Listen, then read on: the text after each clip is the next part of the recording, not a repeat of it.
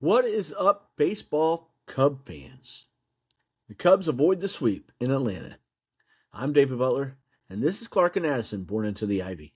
Don't forget to like and subscribe, and leave us a 5-star review, along with a comment or two on YouTube, and if you are listening on any audio platform. The Atlanta Braves review.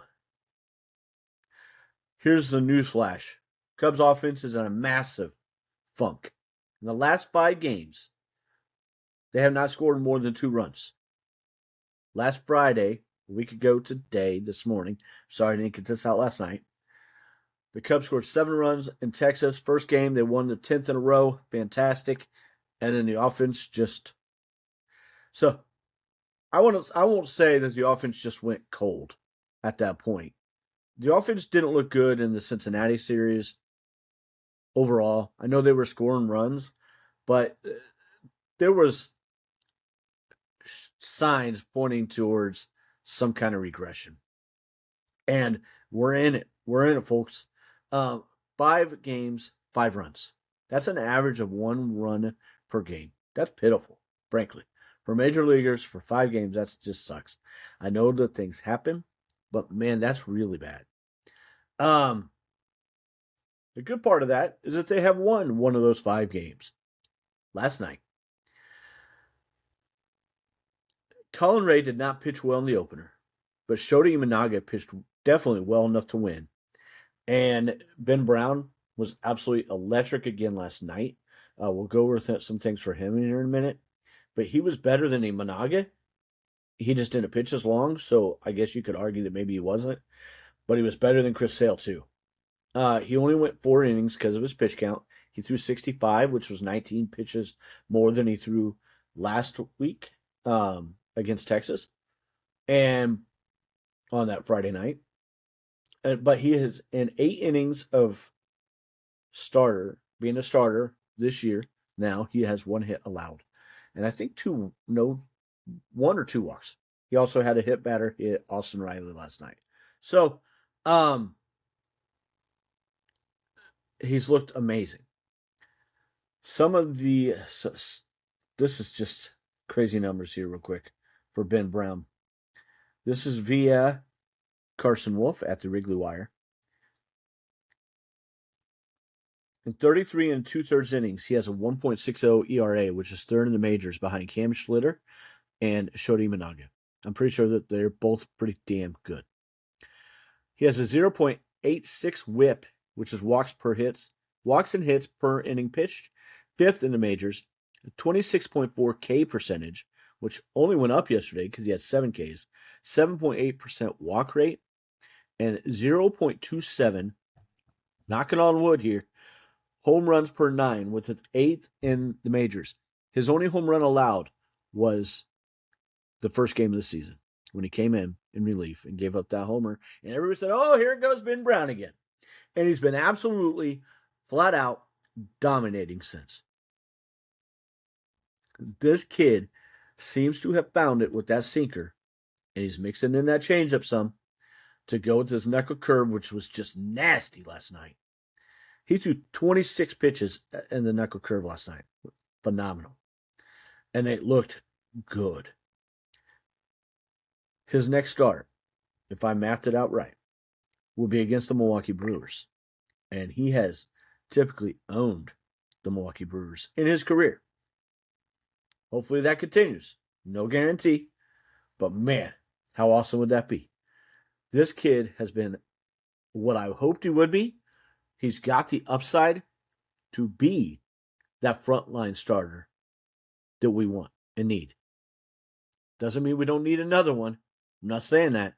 I'm just saying that this kid can be that guy if he really does have this harness, and it's looking like he does. Does that mean he's never going to have an issue? Absolutely not. He's going to have a game or two where it just isn't working. And any of you who want to freak out when that happens, you just don't get baseball, because it just happens. Happens to everybody. Chris Sale had one of those starts, and we saw how great he was. Jacob deGrom has had a start like that, and we saw how great he was in the last 5 games. So, we all got to remember that stuff. Dude, this kid looked great. The game last night was finished. Hobie Milner with 2 great innings. Phil Maton looked good in his inning, and Jacob Webb as well. And then followed off by Daniel Palencia, who also looked pretty darn good. The pitching staff was great last night, and it needed to be because we only scored 2 runs. Ian Happ, thank you, because that wouldn't happen without Ian Happ. Matt Shaw drove Ian in the 6th, and then Ian hit a home run. He's now got 10 homers in the season so far. First Cub to get to the double-digit mark. And really the first one who's close to that. Ian has had a rocky start. Hopefully we're looking at an upswing again. Not rocky start. He had a great start. He's been a little iffy here lately. Hopefully we're kind of looking at the upswing in that with contact. That's what I'm looking for, because his walks, they just keep happening. He's doing great with that part of it. I know I'm a Debbie Downer with Ian Happ, but hopefully, because he's very much an ebb and flow.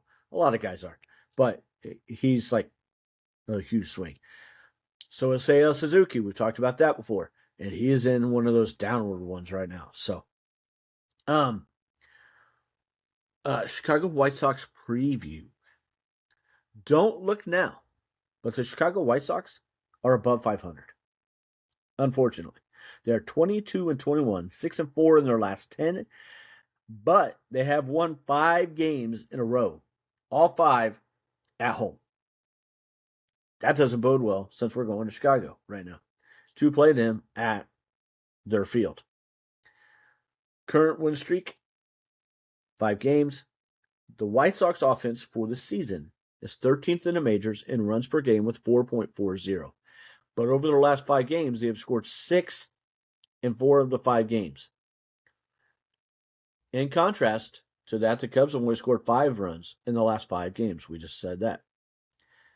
Worst in the majors. The White Sox have scored the 6th most, and we have scored the worst in that span. That's terrible.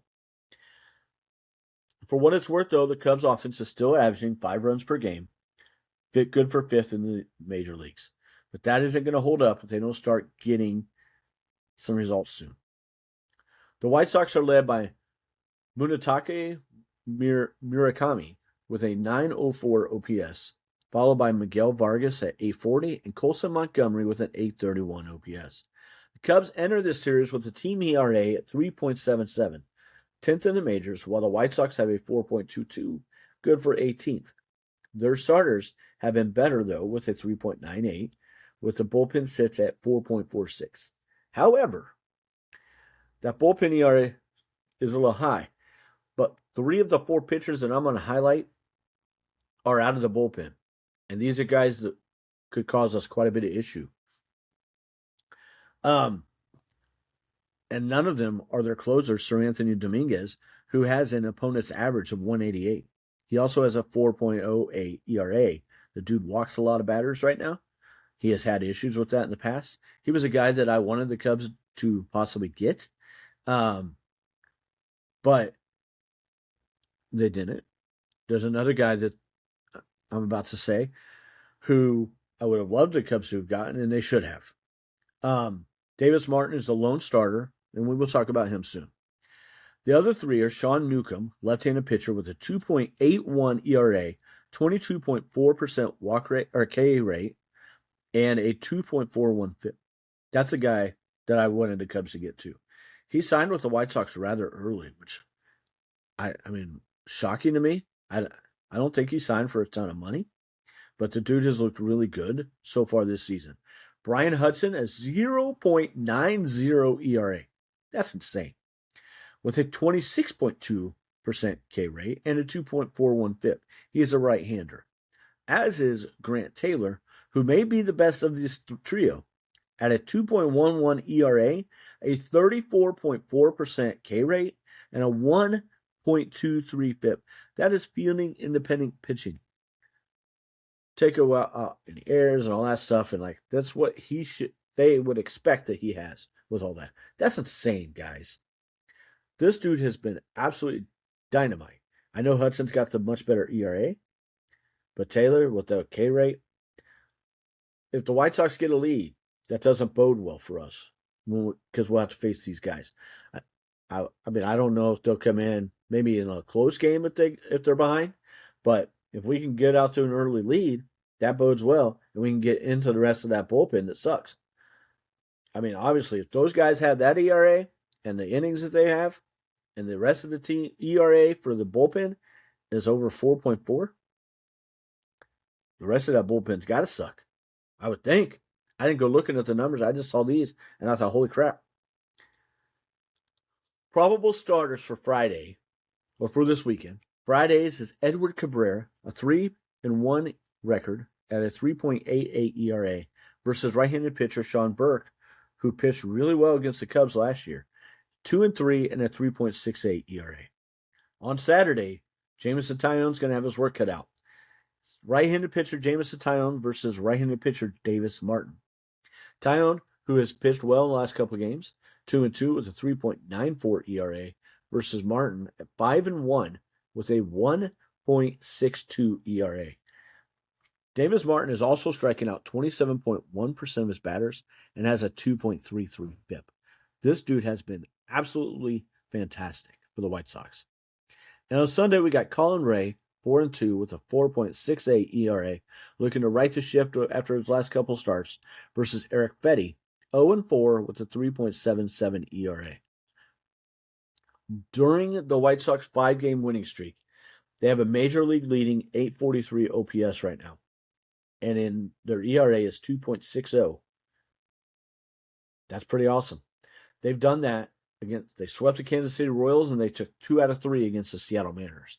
So it's not like they're playing the worst of the worst right now either. Although the Royals haven't been as good as we thought, they were playing a little better going into all that. And they have a good or decent to good lineup and a good starting staff, kids. The Cubs will have the work cut out for them if they want to win this series. But they are entirely capable of doing so. That's the thing with that. I also want to touch, I know I've talked about Pete with his crazy defense, but the offense has been better, but it's still not where we want it. But this guy is doing some crazy things. This was on Wednesday that this came out. Again, Carson Wolf via the Wrigley Wire. Pete Crow Armstrong's defensive metrics compared to the next closest outfielder this season. 10 outs above average. The next closest is 5. 12 defensive runs saved. The next closest is 9. And 9 on the fielding run value. The next closest is 4. I don't know that I buy into the metrics all the time. Like with that, sometimes it gets a little crazy. But when you're doubling up on 2 of the 3 of those, the next closest, you know you're pretty damn dominant. What he brings defensively, I think gets overlooked by Cub fans a little too often. And I that's obvious because I bring it up a lot. The defense that some of these guys play gets overlooked as well. And I think we've got to remember that when we're so critical, myself included.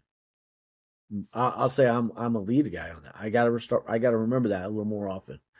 But man, they got to hit some too. There's still a lot of walks being taken, but we got to hit the ball when it's right down the middle. Alex Bregman did that yesterday in the first inning. First time I'd seen him do it all year. And he got a base hit off of Chris Sale. Like, this is why you do that sometimes. It's just why. Thank you very much for listening and or watching on Clark and Addison Born into the Ivy. Don't forget to like and subscribe and leave us a 5-star review and leave us some comments. Everybody have a great day, especially, or also if you're listening on any audio platform. Have a great day, and let's go Cubs. Thank you.